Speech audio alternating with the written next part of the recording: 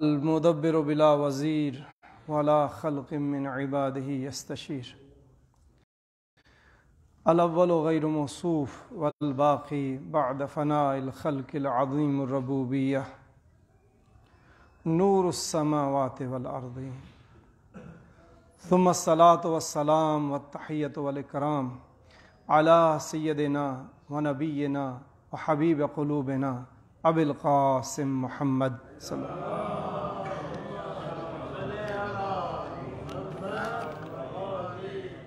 وعلى آلہ الطیبین الطاہرین المعصومین المظلومین اما بعد قال امیر المؤمنین علی بن ابی طالب علیہ الصلاۃ والسلام فالمتقون فیها هم اہل الفضائل منطقهم الصواب ومبلسهم الاقتصاد ومشیهم التواضع۔ صلوات پڑھیں محمد و آل محمد۔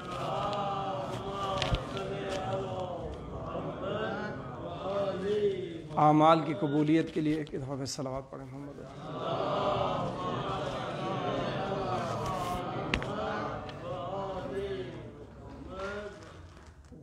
صاحبان ایمان، مومنین کرام، میرے جوان بھائیوں، آپ کی خدمت میں مولا متقیان امیر المؤمنین علی ابن ابی طالب کے سحر امیز کلام نہج البلاغہ سے ہم نے خطبۃ المتقین جو ہے اس کو شروع کیا۔ آج جو ہے اس کے آگے والے جملوں پہ کچھ بحث کرتے ہیں، کچھ اپنے لیے اس میں سے نصیحت تلاش کرتے ہیں۔ جیسے کہ کل آپ کی خدمت میں اللہ رب العزت کی بارگاہ کے بارے میں عرض کیا تھا کہ اللہ نے اس مخلوق کو تخلیق کیا، اور جب صفحہ ہستی پر اس نقش و نگار کو مزین فرمایا تو یہ جو تخلیق تھی اس میں نہ اللہ کے لیے کوئی فائدہ تھا نہ اللہ کے لیے نقصان تھا۔ اللہ ان چیزوں سے بے نیاز ہے، وہ فیاض مطلق ہے، وہ کمال مطلق ہے، ہر چیز اسی کی محتاج ہے۔ امیر المومنین پھر فرماتے ہیں کہ فالمتقون فیہا ہم اہل الفضائل۔ یہ دنیا کے اندر جو تخلیق اللہ نے فرمائی، اس مخلوقات کو تخلیق فرمایا، اس میں سے متقون صاحبان تقوی ہی فضیلت والے ہیں۔ جو صاحبان تقوی ہیں، جو اللہ سے ڈرتے ہیں، اللہ کا تقوی اختیار کرتے ہیں، اللہ کے احکام پر عمل کرتے ہیں، اللہ کی معصیت سے دور رہتے ہیں، اللہ کی معرفت حاصل کرنے میں تگ و دو کرتے ہیں، یہی لوگ صاحبان فضیلت ہیں۔ امیر المومنین پہلے ہی جملے میں جو پہلا جملہ ہے وہ پہلا قدم ہے انسانوں کی تربیت، انسانوں کی خودسازی کے لیے۔ ایک انسان کی تربیت کس چیز سے شروع کرنی چاہیے؟ اگر کوئی انسان اپنی خودسازی کرنا چاہتا ہے، اپنے آپ کو تبدیل کرنا چاہتا ہے، اپنے آپ کو راہ رحمان کی طرف لے کے جانا چاہتا ہے، اسے کیا کرنا چاہیے؟ تو صاحب منبر سلونی کیا فرماتے ہیں؟ فرماتے ہیں صاحبان تقوی منطقهم الصواب۔ ان کا پہلا درجہ، ان کا پہلا قدم یہ ہونا چاہیے کہ ان کی گفتگو جچی تلی ہونی چاہیے۔ زبان، منطق، گفتگو برحق ہونی چاہیے۔ یعنی انسانی اصلاح میں، انسانی خودسازی میں جو پہلی چیز مہم ہے، امیر المومنین فرماتے ہیں وہ زبان ہے۔ زبان کی اصلاح کرنی چاہیے۔ یہ زبان ہی ہے جو انسان کو سب سے زیادہ گناہ کبیرہ میں مبتلا کرتی ہے۔ مومنین کرام، یہ زبان، گفتگو، بولنا انسان کو سب سے زیادہ جو گناہ کبیرہ میں مبتلا کرتی ہے یہ زبان ہے۔ اور اس کے مد مقابل انسان کو جو عبادات کے اعلیٰ ترین منازل پر پہنچاتی ہے وہ بھی زبان ہی ہے. یہ زبان ہے جو انسان کو اللہ کی بہترین عبادت کی طرف لے کے جاتی ہے. یہ اس زبان کے ذریعے اللہ کی ستائش کرتا ہے. اس زبان کے ذریعے انسان تسبیح پڑھتا ہے. اس زبان کے ذریعے اللہ سے کلام کرتا ہے اور وہ اعلیٰ ترین اور کمالات کی بلندیوں پہ پہنچا دیتی ہے یہ زبان. لیکن اس کے مقابلے میں بدترین گناہ کبیرہ بھی زبان. اسی لیے وہ سالکان اللہ، اللہ رب العزت کی طرف چلنے والے جو ہیں، وہ سب سے پہلے جس چیز کی طرف آتے ہیں وہ اس زبان کی اصلاح ہے. زبان کی اصلاح بڑی مہم ہے. اس زبان کو سنبھالنا ہے. یہ زبان ہی سب کچھ تباہ کرتی ہے. اچھا، اس جملے میں جو فرمایا کہ منطقہم الصواب، یہ ثواب سین کے ساتھ ہے، سین واو الف بے. اس سے کیا مراد ہے؟ اس سے اچھی بات چیت ہے لیکن معنی وسیع ہے. ہر مفید اور برحق بات کو ثواب کہا جاتا ہے. یعنی صاحبان تقویٰ کیا ہیں؟ وہ ہیں جن کی گفتگو ہمیشہ مفید ہوتی ہے، لا یعنی باتیں نہیں کرتے، جچی تلی گفتگو کرتے ہیں، سنجیدہ گفتگو کرتے ہیں، برحق گفتگو کرتے ہیں. کون؟ صاحبان تقویٰ. ان کی زبان ان کے کنٹرول میں ہوتی ہے. اسی لیے اس کی طرف جو ہے وہ جو بھی اصلاح کرنا چاہتا ہے، جو بھی خود سازی کرنا چاہتا ہے، اپنے آپ کی تربیت کرنا چاہتا ہے، قرآن کیا فرماتا ہے؟ دیکھیں قرآن سری اس مولا امیر المومنین کی اس جملے پر دلالت کرتا ہے. اب سورہ احزاب، یا ایھا الذین آمنوا اتقوا اللہ قولوا قولا سدیدا یصلح لکم اعمالکم ویغفر لکم ذنوبکم. اے ایمان والو، اللہ سے ڈرو اور سیدھی باتیں کیا کرو، یعنی برحق باتیں کیا کرو. کیوں؟ اگر یہ کرو گے اللہ تمہارے اعمال کی اصلاح فرمائے گا اور تمہارے گناہ معاف فرما دے گا. دیکھیں یہاں پہ تقوی اور قول سدید. قول سدید یعنی برحق بات، جچی تلی بات، سنجیدہ بات، لا یعنی بات نہیں. ان کا نتیجہ اگر کوئی انسان تقوی اختیار کرے، زبان جچی تلی استعمال کرے، برحق بات کرے، مفید بات کرے، اللہ کہتا ہے، اللہ رب العزت فرماتے ہیں کہ ہم اس بندے کے اعمال کی بھی اصلاح کریں گے اور اس بندے کے گناہ بھی معاف کر دیں گے. کس ایک؟ اس زبان سے. یہاں پہ سرکار دو عالم صلی اللہ علیہ وآلہ وسلم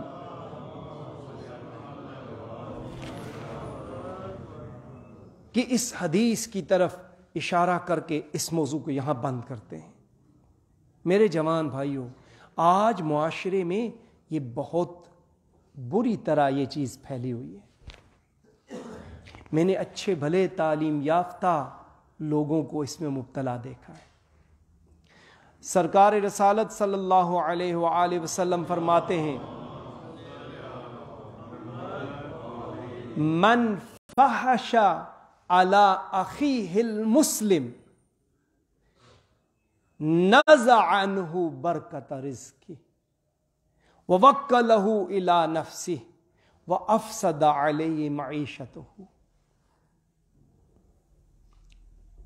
جو بھی اپنے مسلمان بھائی پر فحش گوئی کرتا ہے،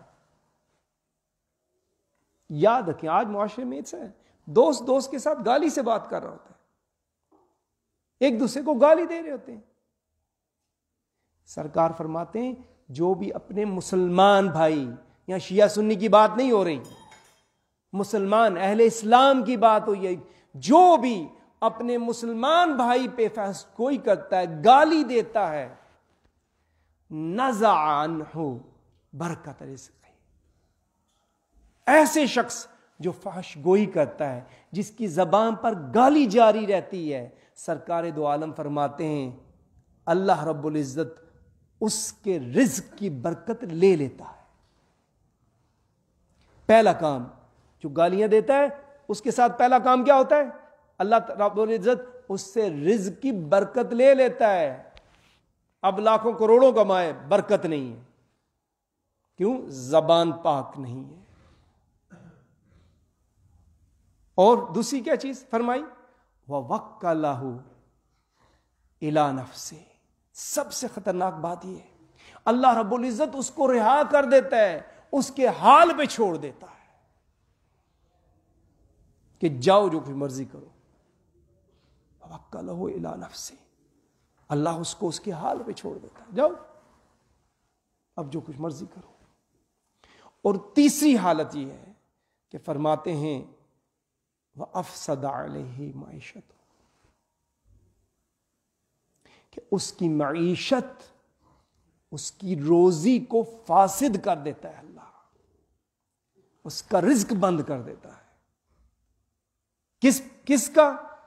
جو گالیاں دیتا ہے، جس کی زبان بد ہے، جس کی زبان بری ہے، بولتا ہے تو فحش گوئی کرتا ہے، اللہ رب العزت اس کے ساتھ 3 معاملے کرتا ہے۔ مومنین کرام، صاحبان ایمان، میرے جوان بھائیوں، احتیاط کریں، اپنی زبان کو کنٹرول کریں۔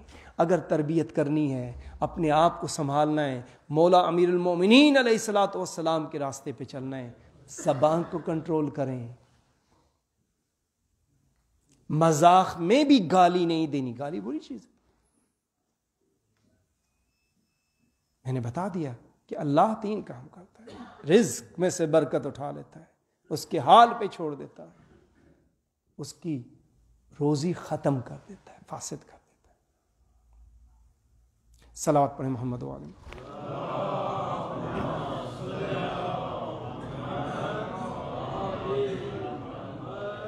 صاحبان تقوی کی پہلی فضیلت، پہلی صفت یہ ہے کہ ان کی زبان، ان کی گفتگو جچی تلی ہوتی ہے، سنجیدہ گفتگو، مفید گفتگو، برحق گفتگو۔ یہ صاحبان تقوی کی فضیلت ہے۔ اور دوسری کیا ہے؟ دوسری یہ ہے مبلسہم الاقتصاد، مبلسہم اقتصاد، لباس میں، پہنائے میں میانہ روی اختیار کرتے ہیں۔ جو لباس پہنتے ہیں صاحبان تقوی کے لیے کہا کہ یہ اس میں میانہ روی، نہ اسراف کرتے نہ کنجوسی کرتے۔ اچھا، اب اس لباس کو تھوڑا سا وسیع معنی میں لے کے جاتے ہیں کہ آیا امیر المومنین کا فقط یہی مفہوم ہے یا اس کے علاوہ بھی ہے؟ قرآن میں دیکھتے ہیں کہ یہ لباس کس معنی میں استعمال ہوا ہے۔ تو دیکھیں سورہ اعراف کی آیت نمبر 26 میں اللہ رب العزت فرماتے ہیں یا بنی آدم قد انزلنا علیکم لباسا یواری سوآتکم وریشا ولباس التقوی ذالک خیر۔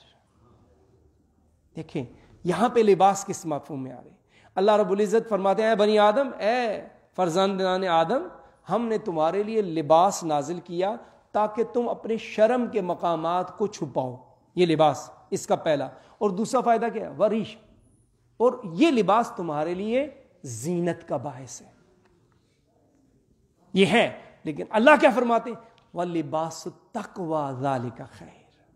اے فرزندان آدم، صاحبان ایمان، اللہ فرماتا ہے لیکن تقوی کا لباس سب سے اچھا لباس ہے۔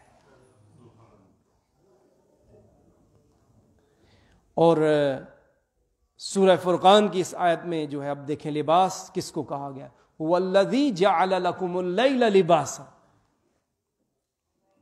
وہ اللہ جس نے تمہارے لیے رات کو لباس اور پردہ قرار دیا،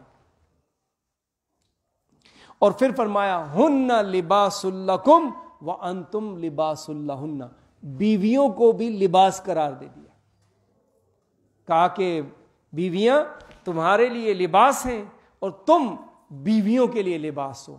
یہ کیا؟ یہ باہمی ربط کی بات کی ہے کہ میاں بیوی کے درمیان جو باہمی ربط ہے وہ لباس کی طرح ہے۔ جس طرح لباس ایک دوسرے کے لیے تحفظ ہوتا ہے، سردی گرمی سے بچاتا ہے، زینت کا باعث ہوتا ہے، اسی لیے بیویاں بھی اور خامد بھی ایک دوسرے کے لیے لباس کی مانند ہوتے ہیں۔ پس جو امام نے یہاں پہ فرمایا لباس کی بات کی، تو لباس کو اگر وسیع معنی میں دیکھیں، الاقتصاد قصدہ سے ہے۔ قصدہ کا معنی کیا ہے؟ میانہ روی، اعتدال، یعنی زندگی کے ہر شعون میں، ہر مسئلے میں، ہر معاملے میں انسانوں کو میانہ روی اختیار کرنی چاہیے۔ صرف لباس کی بات نہیں ہے، ہر چیز میں۔ اور جلدی سے میں یہاں پہ ختم کروں گا، اور تیسرا جملہ جو سرکار امیر المومنین نے فرمایا کہ صاحبان تقوی کی صفت اور فضیلت ہے، کہا وَمَشِيُّهُمُ التَّوَاضُعُ، صاحبان تقوی جب چلتے ہیں تو تواضع کے ساتھ، انکساری کے ساتھ چلتے ہیں، اکڑ کے نہیں چلتے کہ اچھا لباس پہن لیا ہے تو تکبر سے چلیں۔ سرکار رسالت صلی اللہ علیہ وآلہ وسلم فرماتے ہیں